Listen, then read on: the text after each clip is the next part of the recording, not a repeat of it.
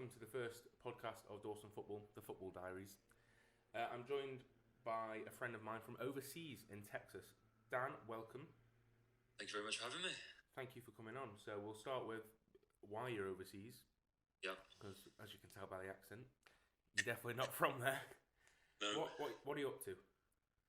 So I'm out here in partnership with a club based in Houston, Texas, the Albion Hurricanes. I'm actually working with the AHFC Royals, which is their senior men's and women's team. They participate in the USL 2, so the American kind of football hierarchy works in a very similar way to the English one, in that you've got the MLS, which is the Premier League equivalent, then the USL Championship, League 1 and League 2. And that's where I find myself in the USL League 2. So it's quite an interesting one, actually, working in the lower divisions, because it's very authentic. We kind of go game by game on the seat of our pants. But it's a really interesting procedure to be involved in, I have to say. Interesting. So obviously soccer or football is becoming a lot bigger in America. David Beckham's getting involved. It's where players, I don't want to say it, but it's where players go to end their career. Is it something that you can see is getting bigger in America? Yeah, definitely. So the thing is with a lot of American kids growing up now is that it's probably one of the very few countries in the world where kids that are trying to get into a career in soccer are actually advised to look at the women's team. They're like the American national team as opposed to the men's team, because the women's teams are multi-World Cup champions. They're the favourites for the World Cup that's going on at the moment. The men's team are in disarray. They've got a Gold Cup coming up, which is kind of like the North American European Championships, and they've been an absolute mess going into that one. So the kids are kind of directed going into the women's team, and it's really interesting, to be honest, because you've got so many sports. Because I'm out here working with the social media and the media sides of things, and soccer at the moment, there's a projection where by 2026 they're expecting it to be only the third biggest sport in America. In a city like Houston, where the Houston Astros are the World Series champions for baseball, Rockets are one of the best teams in the NBA.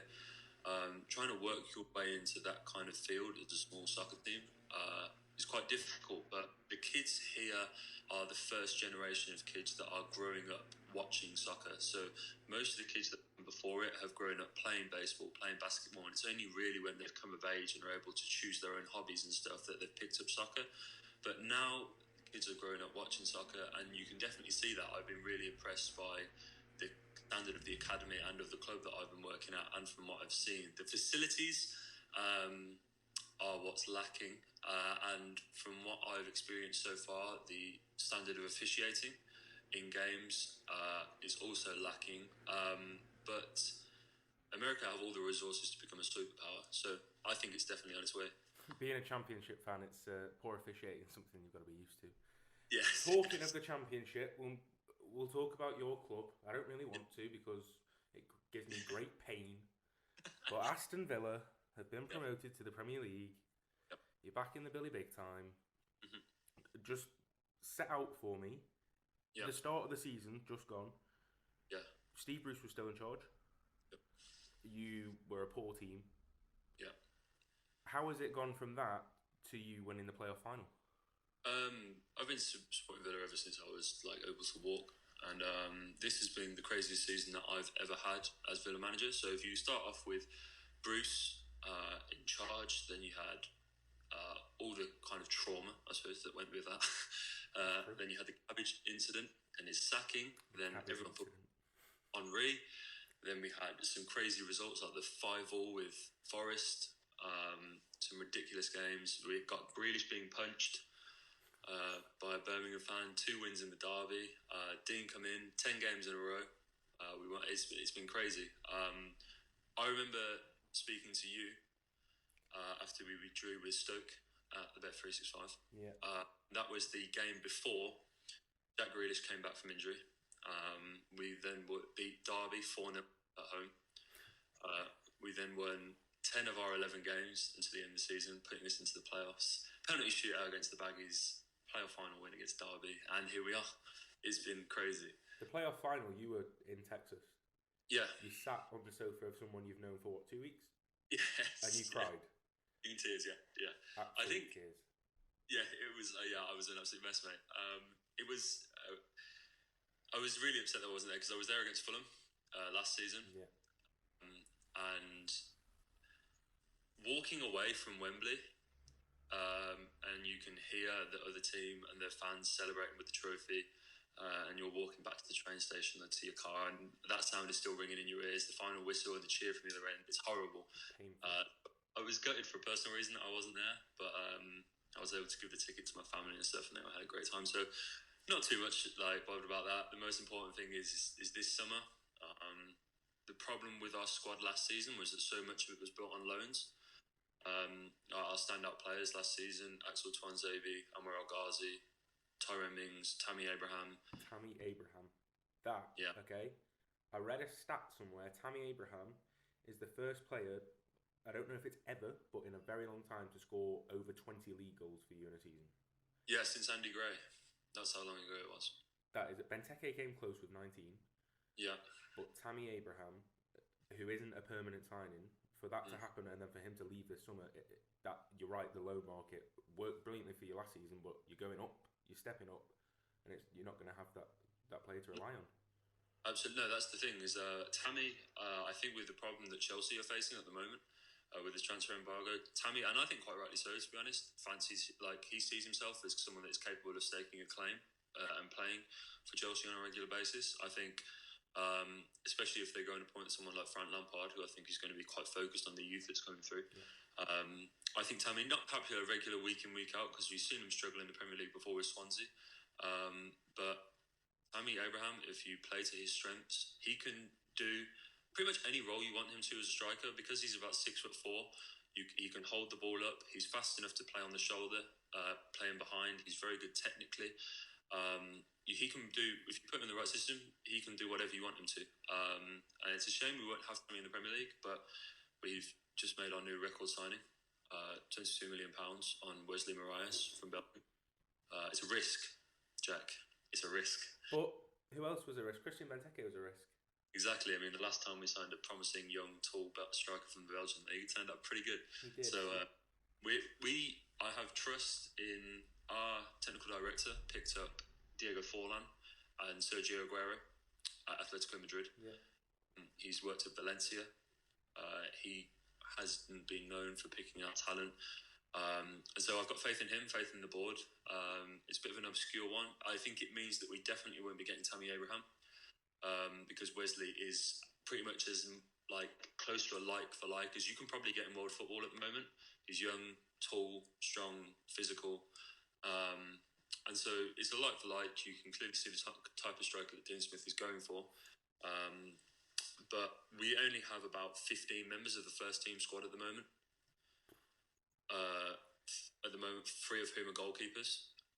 So we need about 7 or 8 more signings. So it's going to be really interesting to see how this one. 7 or 8 more signings. You've just spent £22 million on one. If you carry on like that spending, yeah, it would be unbelievable. But it won't happen. We are the 3rd richest club in English football, based on our owners at the moment. So they're not going to be shy of opening up and spending opening the old checkbook. Neither was Fulham, and look what happened. Yeah, that's the problem. That's the problem, Jack, and that's what I'm very, very wary of. In terms of who we've been linked to, I'm slightly concerned by 2 things.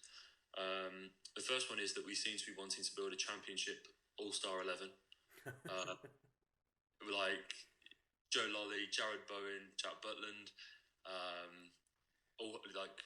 Ben Webster from Bristol City. So many players, Calvin Phillips from Leeds, have been linked to Villa. And as much as I would like all of those players, I think going up and getting... So for me, I'll give you a perfect example. We need centre-backs desperately, because as I said, both Tuanzebe and Mings aren't ours. Yeah.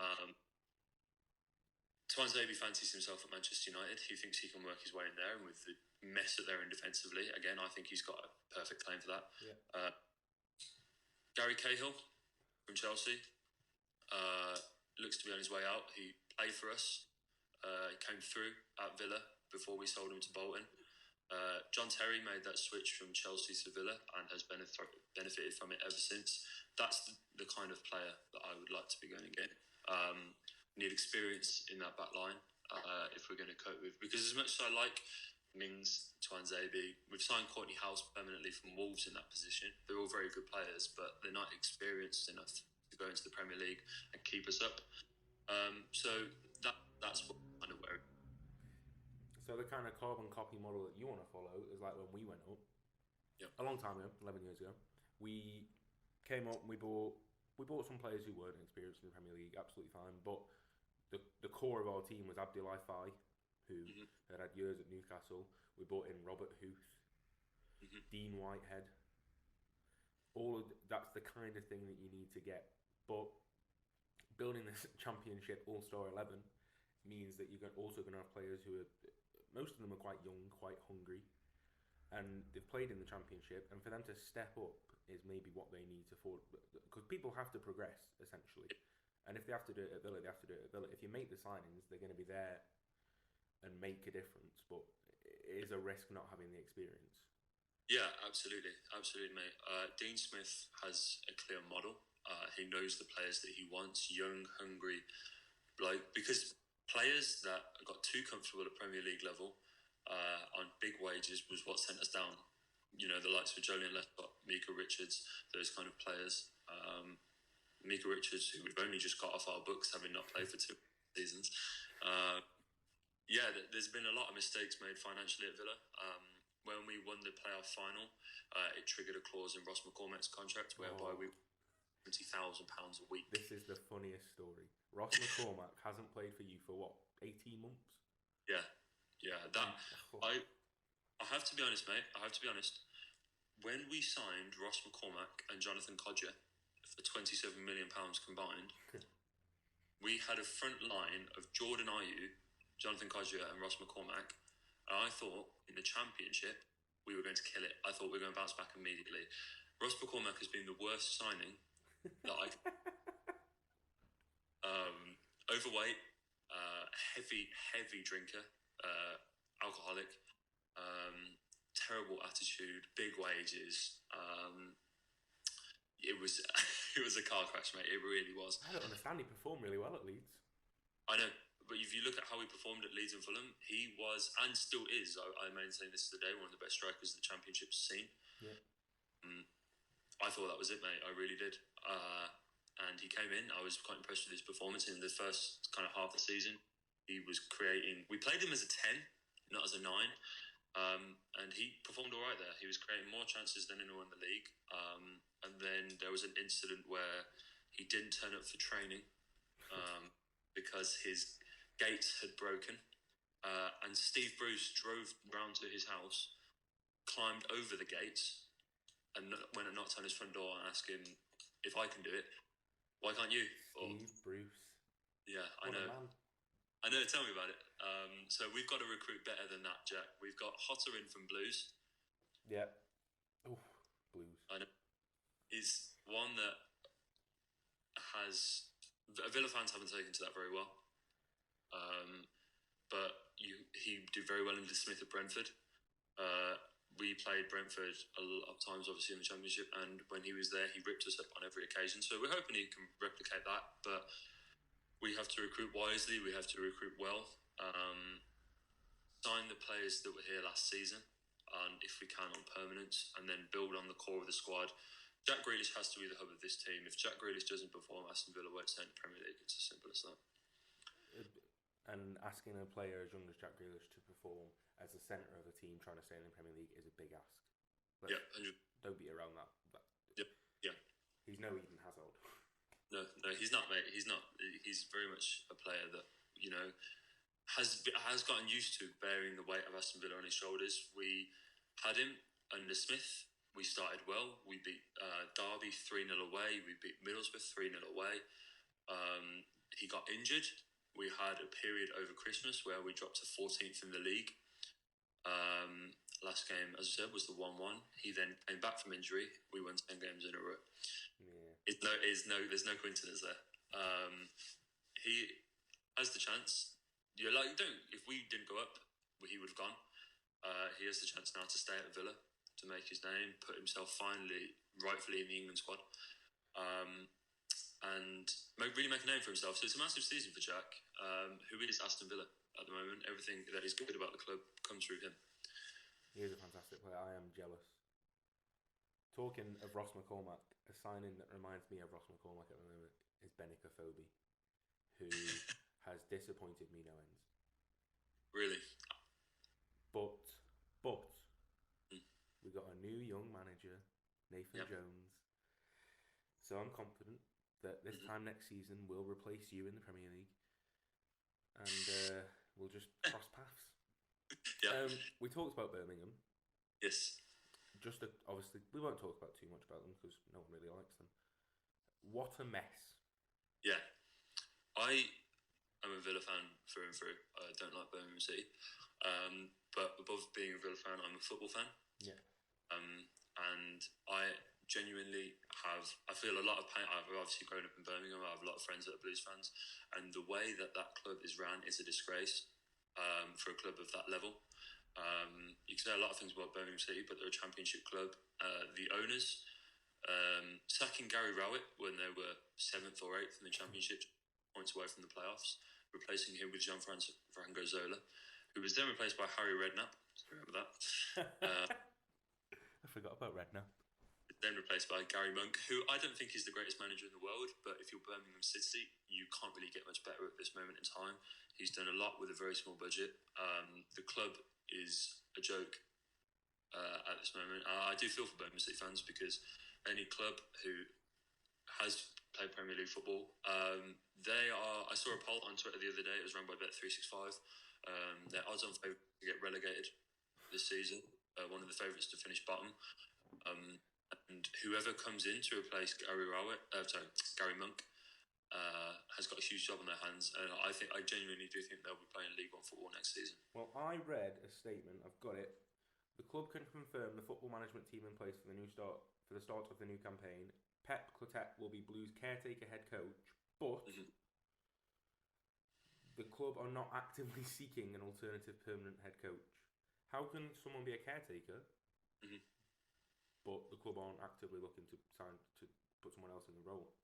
It's so bizarre. I don't think the ownership... They sacked Gary Rowett because they wanted a bigger name as a manager. They wanted someone that was going to... a bit more attractive if they were to make the Premier League, hence why they got Zola and then Redknapp. But the Championship has shown that your reputation, it's pretty much irrelevant really in the Championship, whether you're a club, a manager, or a player. It's such a difficult league to stake a claim. And Birmingham are in real trouble. I think you look at Shea Adams, who is a player that I think with the current system will almost certainly believe in this summer. He's a really good player. Yeah. Luke as well can play at a very good level. Birmingham City are in big trouble. They're with the points deduction that they had as well. They were fortunate that they had the starts of the season that they did, because if they were in a position, they would have been in huge trouble. And with very limited funds, no manager is going to come and want to work under that regime. I think the caretaker manager is only going to do it because he's going to get his chance under the spotlight. Let's be honest, in football management, you do things to be able to get a better role until you're in the best role. Nobody wants to settle to be managing in the Championship. So he'll be doing exactly what he wants to do to try and get his name in the spotlight and go and manage somewhere else.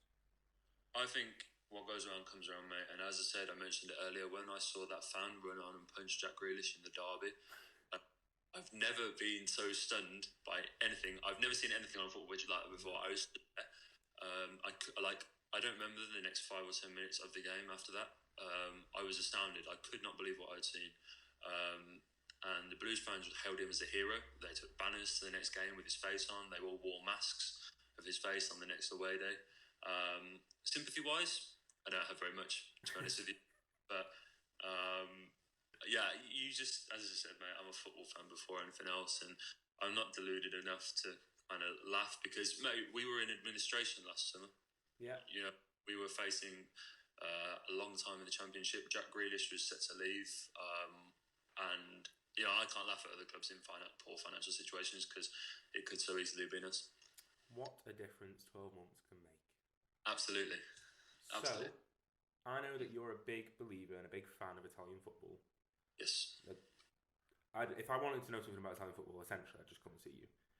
So Maurizio Sarri has left Chelsea with fans delighted that he's gone, to go to Juventus, which is one of the biggest clubs in the world.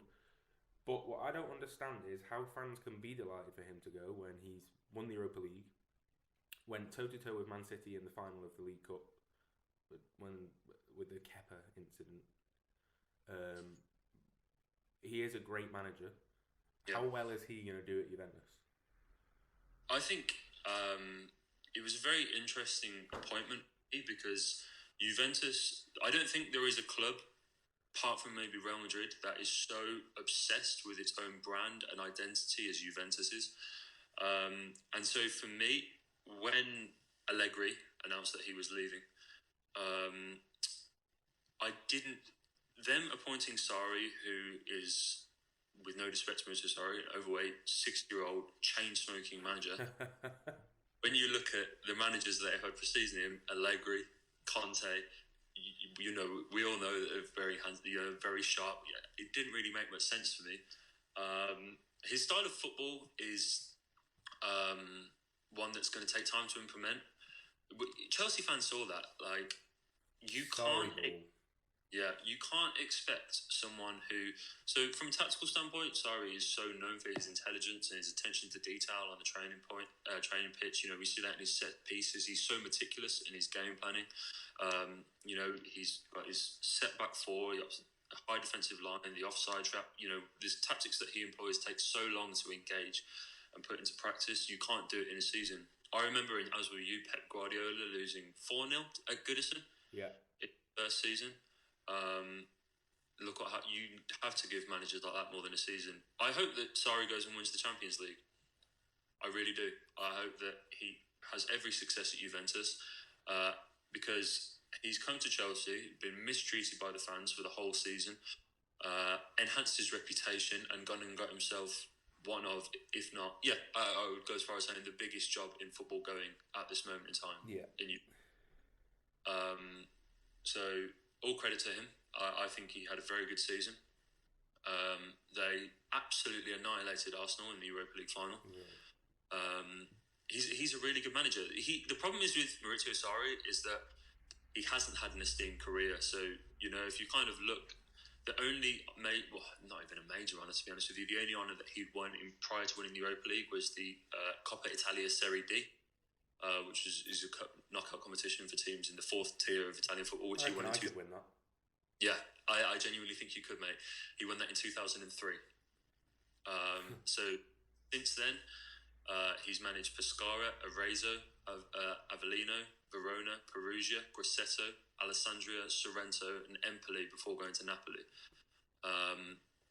He's a genius. He likes his way, and Juventus is the biggest job in Italy.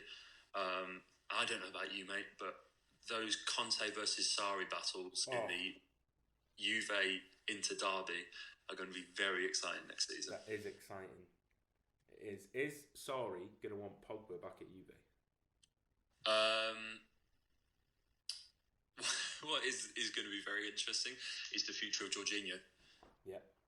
I think he has, brought to Chelsea as the teacher's pet, who was, never, no matter how badly he performed, and Jorginho did perform badly at points, he was never taken out. I don't know about Pogba going to Juventus under Sarri, because I don't think that Sarri gives his midfielders that freedom that Pogba has to play with. It's certainly a very interesting signing, but Pogba has to be really careful of how he plays this, because a perfect example at the moment is Antoine Griezmann. He forced his way out of Atletico Madrid with a move to Barca seemingly on the cards. Messi has stood up and said, if we're going to sign anyone, make it Neymar. I don't want Griezmann. And so with Real Madrid now signing Hazard and Jovic, Barcelona signing potentially Neymar back, Griezmann looks pretty likely he's going to have to make a step down and regret leaving Atletico Madrid. So Pogba has to be careful because he's such a volatile player. If he doesn't play his cards right in this United move, he could end up in a worse situation than he already is. Juventus is a kind of fairy tale move going back there, and he really does suit Italian football. But whether he suits Sarri is a completely different question. I read somewhere that after he did that interview where he said maybe he wants a new challenge, and I read somewhere, probably in a tabloid newspaper, so I rarely believe it, that he was set to earn something like 300k a week or something. He was going to get a new contract and a loyalty bonus. How on earth is saying you want a new challenge from a club that essentially put you in football? Yeah. How on earth is saying you want to leave that club earning someone a loyalty bonus? Yeah, it's the Pogba situation is such a shame. I see it with Neymar as well. There's endless potential in those two players, but when we look back on their careers, I mean, and Pogba's, he's not locking on. He's 26, something like that. No, and I mean, Neymar's almost 30. Neymar's aged from nowhere. I know. When was Neymar, like 25, 26? I don't remember those days. 23 to 29. I remember him being like 19 when he was at Santos. I know. And so we want to look back on, like Paul Pogba, we saw it at the World Cup, what a player he can be. For me, I thought he should have won the Golden Ball over Modric.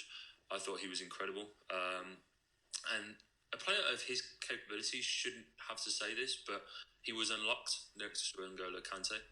And if he does go to Juventus, if you can look at the likes of Pjanic, Bentancur, maybe those kind of players can play that kind of role and allow him to push on and express himself properly. But it remains to be seen. Zidane is also apparently very keen on him at Real Madrid, who have an absolute war chest to spend this summer. They've spent about 200 million already, and they've got about another 300 left in the tank to spend. And when you consider that they've just got Marcos Llorente off the books today to Atletico Madrid. When you consider that James Rodriguez has just come back off loan, Bayern don't want him. There's another player you can offload. They can generate about another 200 million in sales. Gareth Bale going to leave? Yeah, that's a really interesting one, mate. What is happening? His agent says that he wants to stay at Real Madrid. The Real Madrid fans don't want him there. Gareth Bale is... They've signed Eden Hazard. Gareth Bale is every bit, if not better than Eden Hazard. I think Eden Hazard is seen as a better player because he carried Chelsea for so long. Yeah, absolutely. Gareth Bale has kind of slumped. His record for Real Madrid is really good, and I think, and I watch pretty much every single Real Madrid game. I'm a big fan. I love the club. Gareth Bale has incredible numbers. If you looked at his numbers and his achievements, then it's easy to kind of go, it's a disgrace how he's been treated. His attitude to being played, he scored some goals towards the back end of last season. I remember a penalty against Levante and a goal against Atletico Madrid at the Wanda. His celebrations were so aggressive. He pushed all his teammates away. His attitude when he's been on the pitch has been appalling. His work rate is terrible. No club will take it. The fact, if anyone is doubting how badly Gareth Bale is being treated at the Bernabeu, the fact that nobody wants him says all that you need to know. Yeah, he's also made of glass. Yeah, he's so injury prone. It's such a shame. He's such a shame because the best we've seen Gareth Bale is at Tottenham, and the only place where he's reminiscent of that is on international duty, where he literally puts Wales on his back. And he scores some outrageous goals on international duty. I love Gareth Bale, I really do. But he has to play. There's so many players like that in football right now, like Neymar, like Pogba, Adrien Rabiot as well. PSG hasn't played since like November. Yeah. Alexis Sanchez. Yeah, there are so many players like that in world football at the moment where it's just such a gamble at the moment. And those signings go one or two ways. You either sign a player that is capable of the best and putting himself in an elite category, and with Messi and Ronaldo coming away fighting for the next Ballon d'Or.